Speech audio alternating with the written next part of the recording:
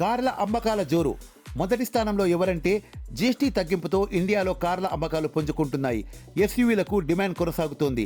కార్లు, వ్యాన్లు, utility vehicles వంటి ప్యాసింజర్ వెహికల్స్ అమ్మకాలు డొమెస్టిక్ మార్కెట్లో 4,55,000 యూనిట్లను చేరాయి. దేశంలో అతిపెద్ద కార్ల తయారీదారు మారుతి సుజుకి 1,74,529 బండ్లను విక్రయించి మొదటి స్థానంలో నిలిచింది.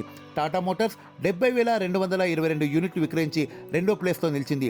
నెక్సాన్ ఎస్యూవీ సేల్స్ ఇప్పటి వరకు 10 లక్షల యూనిట్ల మైలురాయిలను దాటాయి. పంచ్ కేవలం 4 ఏళ్లలో 7 లక్షల యూనిట్లను అమ్మి దేశంలో వేగంగా అమ్ముడైన మోడల్గా మహీంద్రా 63,510 యూనిట్లు విక్రయించి మూడో ప్లేస్లో నిలిచింది. మహీంద్రా నుంచి స్కార్పియో 15,542 యూనిట్లు, బొలేరో 11,801 అమ్ముడయ్యాయి.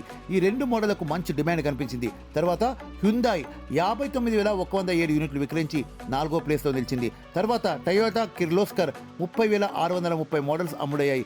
మొత్తానికి ఇప్పుడు ఇండియన్ రోడ్లపై కార్లకు రారాజు సుజుకీనే.